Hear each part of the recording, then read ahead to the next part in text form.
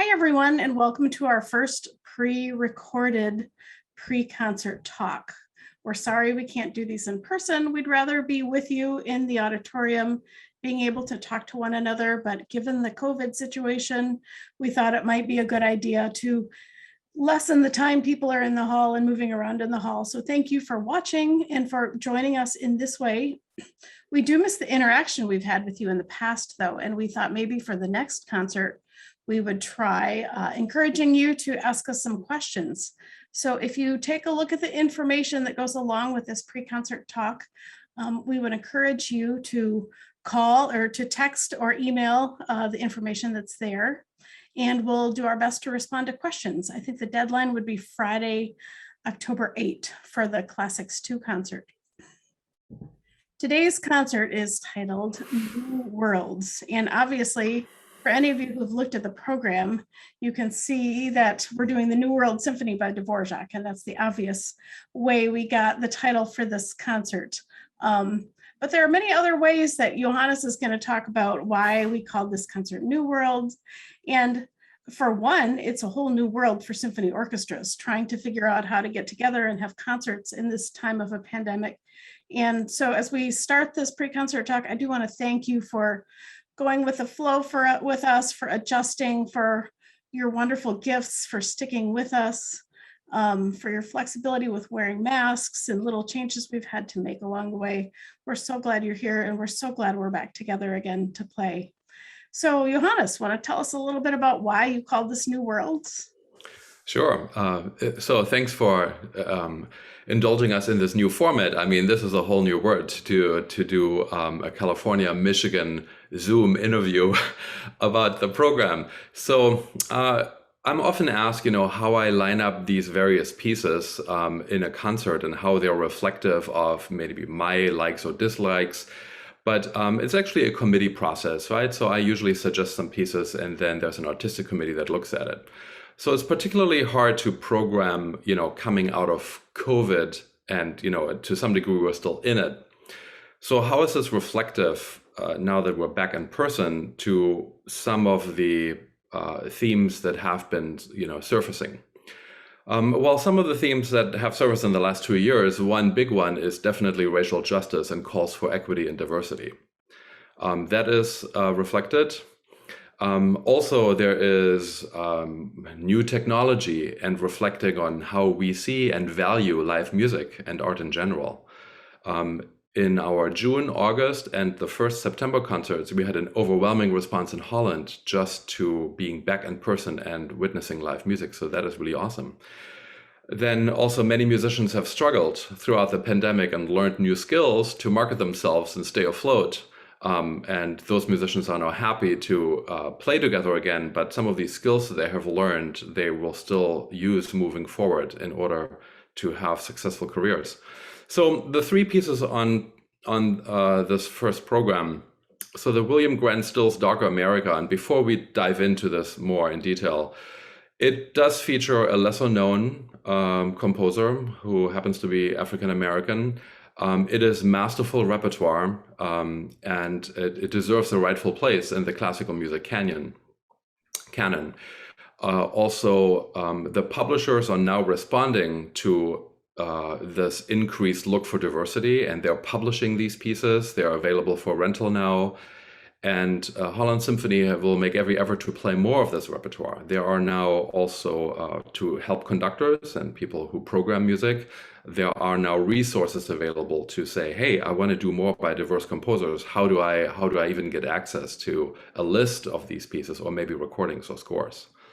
So that's definitely reflective. The Beethoven Second Piano Concerto, here is a young virtuoso, Beethoven, who inherits basically the Mozart and Haydn tradition of the concerto.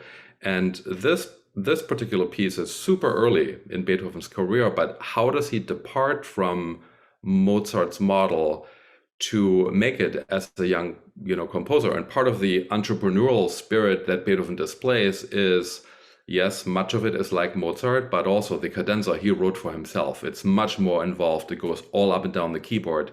So it shows Beethoven saying, hey, this is new. Look what I can do. I don't just want to teach piano lessons, and I don't want a court to employ me. I want to make it myself. So that kind of entrepreneurship is very reflective of our times. And then, of course, Dvorak's Ninth Symphony, The New World. And of course, the title makes sense, but behind that really is Dvorak blending themes of traditional spirituals, but also what many people don't know, there are some quotations from Native American ritual songs. So the blending of the old and the new, and that in America really resembles that we are stronger when unique traditions filter in and are incorporated. So that makes the whole stronger than the individual parts. And also, quite acutely, Dvorak predicted that a unique American language will emerge. He just thought it's going to have a symphonic component. And William Grant Still is an example of jazz and a symphonic component. But what would emerge really is a form of jazz that had taken over the world. And Dvorak very early predicted that. So that's all, that all plays together in this very concert of new worlds and new themes and coming together. Yeah, this has been a really fun concert to prepare for and learn the music for, speaking as one of the musicians. We're doing some old. Most of us have played the Dvorak before, and a lot of us have played the Beethoven Concerto before, although it is new to me, but I don't think any of us have played the William Grant Still piece. So it's been really, really interesting and really enjoyable to dive into that and get to know that. And indeed, William Grant Still is sort of in the same camp as someone like George Gershwin or Bernstein in this country, even Ravel in France, taking some of the different and new traditions of jazz and blues, and in William Grant Still's case, spirituals, and joining them together with the European art music from the concert hall. And it's a whole new language. It's been really wonderful. You'll hear from the very beginning the sound of spirituals and anguish that is in so many of those spirituals. Incidentally, if you'd like to learn more, you can switch over to the program notes tab when you're done with this and read some program notes ahead of time and listen to some recordings. So William Grant Still was born in a small town in Mississippi.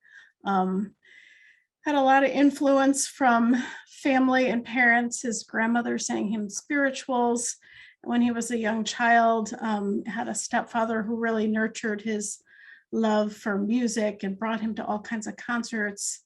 He was a violinist, took violin lessons as a teenager. His mom really wanted him to become a doctor, and as a good son, he tried to do that and just got involved in more and more musical activities in college, and ultimately wound up at Oberlin, which was a very early college to admit people of all races and women. And faculty there saw his talent, saw how he was struggling to pay for it, and created a scholarship just for him. And he worked with a couple other influential composers who really launched his career. And he did a lot of composing. He did a lot of arranging. He really got to know sort of the who's who of jazz and pit orchestras, first in the New York City area, was part of the Harlem Renaissance, and then later wound up in Los Angeles. Really played with every big jazz group, did a lot of arranging for different shows. So certainly learned a lot of orchestration skills along the way. Wrote some movie soundtracks for people like Bing Crosby. Had a really varied career. And it is, you mentioned about the publishers, it is interesting. Most of William Grant Still's music is published by a small publishing house run by his daughter. And I've talked to her on the phone a couple times trying to get music, and she's delightful. But every time I talk to her, she says, we are just so busy. I hardly know where to look. So it's really a wonderful thing that orchestras are really championing this music that hasn't been heard and should be heard. William Grant Still has a really impressive list of all of the firsts, for African-American composers, but that's not the only reason he's important. It's really, really good music too, and a unique voice that should be heard. So really glad we're playing this piece and looking forward to introducing it to you. Hannes, you want to say anything else, or want to tell us a Um, little more about maybe the? just maybe just quickly. It is not just jazz with like a jazz band, right? So it's symphonic jazz, and it's really what I feel like it's really meant as a conversation between jazz and classical music. It's a really interesting hybrid. Um, Also, the I would feel the many commentators say he expanded on the tonal concept of blues. Well, a lot in jazz, you have dissonance that sometimes goes to augment the traditional triads, with ninth and 13 chords. But also, William Grant Still, for a time, studied with French composer Varese, who championed computer music later on, and really wrote quite dissonant music. And this Darker America features quite bold dissonance, and it sounds, quite modern. And it is really interesting that for so many years this piece lay dormant, and I think there simply was no place in the American imagination for a black modernist. So it's gonna sound forward-looking. It has some interesting call and response structure. There is some development of various themes. One commentator called it the sorrow versus the hope, and then it ends with the triumph of the people. So it is really symphonic jazz.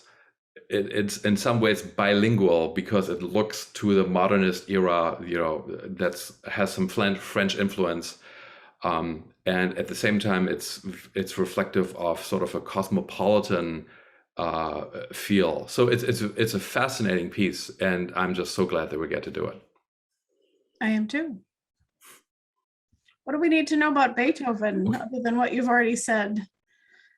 Maybe you could tell us a little bit about how it's different to conduct when you're conducting a concerto with a soloist versus just an orchestral piece.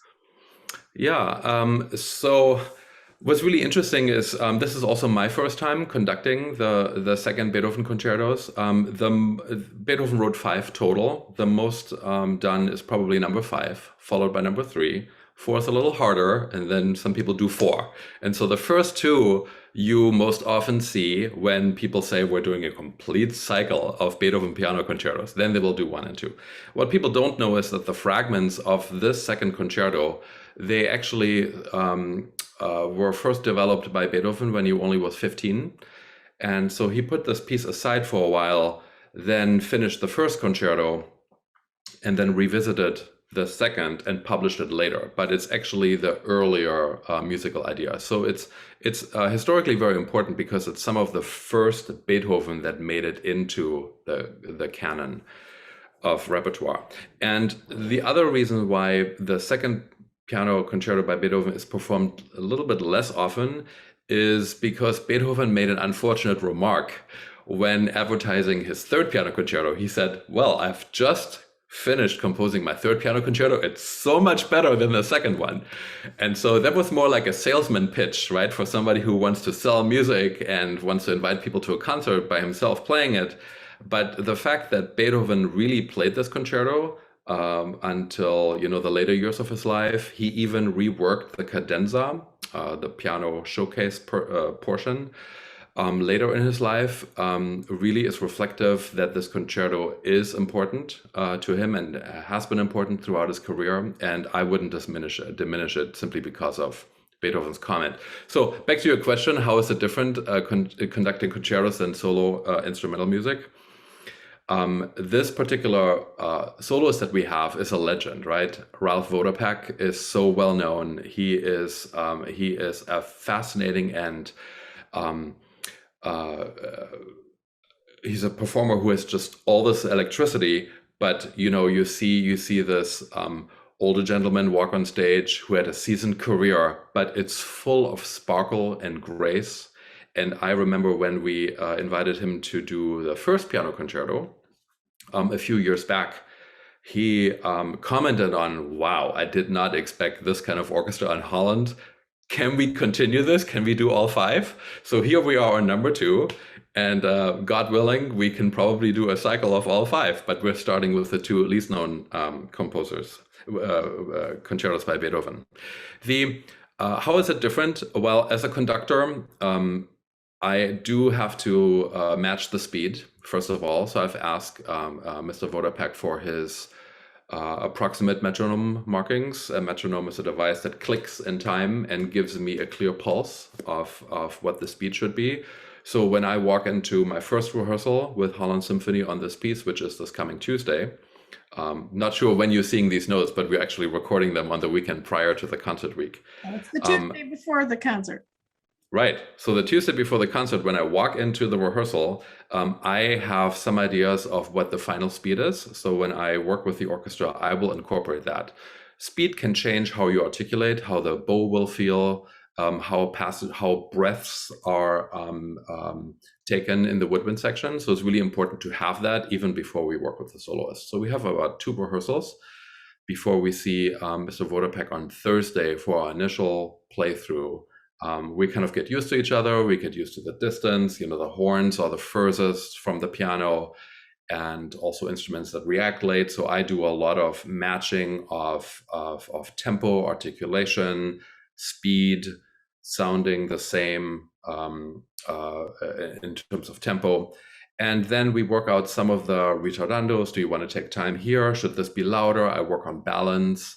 There's just one piano and there are 65 of us in the orchestra, right? So it has to be balanced. And then it is really one working rehearsal where we take care of all of this. And Friday is then a playthrough where we just remind ourselves of what we worked the day before, and there's no stopping. We kind of go through the piece. And I always keep an ear on the piano and want to make sure that I match not only tempo, transitions, offbeats in the orchestra that are often accompanying, make sure that the lines that he is trying to show us, particularly in the second movement, are supported, that the orchestra is not overpowering.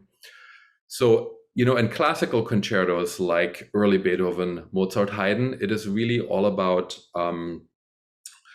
having the right scaffolding, having the right symmetry, making sure the parts match. And so it is less force, less romanticism, and more balance, and the music having the chance to sparkle. That's kind of what I'm aiming for. Mm-hmm. And I certainly get to keep one eye on you and also one eye on the keyboard to try to match what you're doing and match what he's doing. And right. It's you have to be very attentive in playing concertos, but we're really looking forward to it. It's always a pleasure to play with Mr. Vodopek. What might be interesting for the audience is, the audience gets the full abashed piano sound because the lid opens to the audience. So you and I are still fairly close. I listen sort of behind the lid and I can still hear pretty well. However, the trumpets or the horns really get very little that comes back. Usually what they get is an echo from the piano that shoots off the back hall. So that is often delayed. So it takes a lot of skill to accompany a soloist when you are a horn player, because you have to go more with the conductor than your own hearing, right? You have to anticipate what you hear in order to be with the conductor. It's sort of like an organist who is leading a hymn from the organ in a reverberant church. You can't really listen to the congregation. You have to play ahead of everybody in order to lead them a little bit. Yeah. So it's playing ahead of where the people are in order for it to come out together. Yeah, that goes for strings too, who are farthest away from the conductor. Yeah, what we hear is often what bounces back from the back wall of the hall. So it's tricky, especially in a piece like Beethoven, which is very transparent and very light in some places. Right. We have to rely on much more of what we see than what we hear. And the conductor has to be super clear and not confusing when he or she conducts, right? Mm-hmm. Dvorak is very different because he's about 100 years after the Beethoven, much different time in terms of musical language. Dvorak was, when he wrote this piece, he had really become known for his nationalistic music. So in the later Romantic era, there was one of the debates among composers was, should music be very pure, or should it reflect something, nature, or a culture, or should it be describing a painting, or a feeling. Dvorak was very captivated by trying to capture the sounds and textures, especially dance rhythms and melodies of Czechoslovakia, where he was from. And he was very well known for that by the time he came to this country to work for a music school in New York. And he was sort of charged with not only helping build this music school, but helping American musicians and composers find the voice of American music. So we've already alluded to a lot of what he did in terms of Native American music and spirituals. And he certainly tries to capture that flavor in the New World Symphony. But I think all the way through the symphony, you hear the rhythms of Czech dance tunes. So it's a very rhythmic piece, especially the outer movements, but also the scherzo movement, the third movement, very quick. And there's always some sense of dance music going on. Dvorak was a violist, and as a violinist, it's fun to play music written by composers that played violin or viola, an upper string instrument. They really knew how to put notes together in a way that feels good for the violin or the viola. So it's hard. A lot of it is very high, which often takes a little more practicing when we're way up here. But it's a lot of fun to play. Let's see. What else do you want to say about this piece, Johannes? Just historically, there was a millionaire in New York who really tried to get Dvorak to come and sort of had this conservatory that she single-handedly funded, Janet Thurber. And Dvorak said no repeatedly. And it wasn't until she offered him, 25 times his normal salary, that he says, okay, I'll do it. So he came to the States. Some of what was to become the Ninth Symphony, he had already sketched earlier. So a lot of people say, oh, this piece is so rich of, just American tunes. While that is true, a lot of it was already in existence before he came, before he had any contact with the New World. So alluding to what I said before, where he predicted sort of the rise of a unique American music, in one of his composition classes, he asked a Black composition student, Harry T. Burleigh, who is known, of course, as the great collector of spirituals.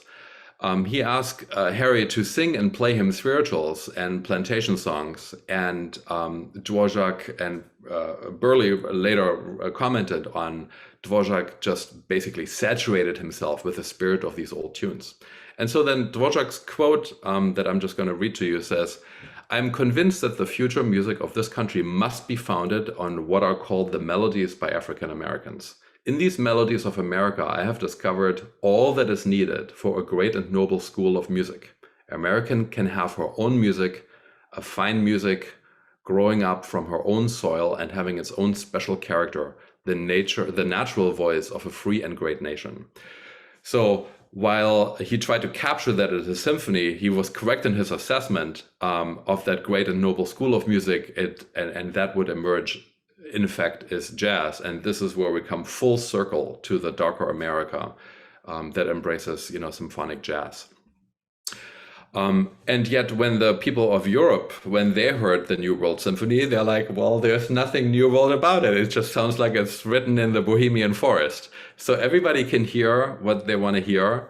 The piece opens and that flute solo, I think a lot of people hear Swing Low, Sweet Chariot in that. And the second movement, a lot of people hear a spiritual in it, but it was actually original Dvorak, right? There was no pre-existing spiritual.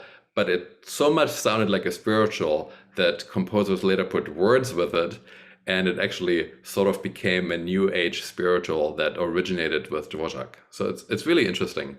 Yeah. I love this piece. It's one of the favorite orchestral pieces that if you would ask any audience member, list your 10 favorite pieces, it is probably among them. We try to keep this in our canon frequently of music that we come back to. So it's always fun to play Dvorak, and the orchestra likes it. Wind players like it. English horn players like it. Yeah, everybody likes it.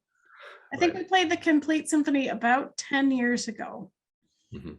give or take a year or two, but it's been a while. We're happy to bring it back, and it's fun as a group to revisit some pieces that we played a long time ago, because I think so many of us have played it that we're able to sort of get to the music a little quicker. We don't have to spend quite as much time putting the pieces of the puzzle together. We can really dive into phrasing and coloring. So we're just really excited to play this piece for you this week. It's sort of like a pianist or an organist. There are certain big pieces that you want to kind of keep in your hands, right? So if pianist learns that, for example, a really difficult piece would be Rachmaninoff's Third Piano Concerto. They're not just going to play it once and then do something else and not touch it again for 10 years. You kind of want to keep it in your muscles. Same with the orchestra. There are certain pieces that you keep in the canon. Beethoven's Fifth Symphony, Seventh Symphony, Dvorak 9. This is one of those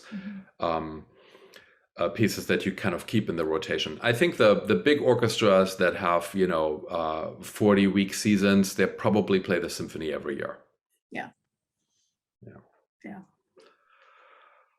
Well, it's exciting to be back in Miller, with 800 plus people. And Amanda, what people don't know is that you are also among the office staff, and you are selling tickets. So I've heard that our season tickets are now almost over 80%, correct? Yeah, I mean, again, we're a week before the concert, and we have about 100 seats left, and we are grateful to Hope for opening up to outside groups this year, so we can actually have concerts there this year. We're grateful to all of you for hanging in there with us through the pandemic. Just super excited to be able to have a concert again and perform live music and be together. We all continue to learn things, but we are so grateful for your support. Grateful that you've listened to this talk. And again, if you have questions for the next concert, look at the little information that goes along with this video and submit your questions by October 8th. And we'd love to address them in our next pre-concert talk. So we look forward to seeing you at the concert and throughout the rest of the season. Thank you. Thank you for listening.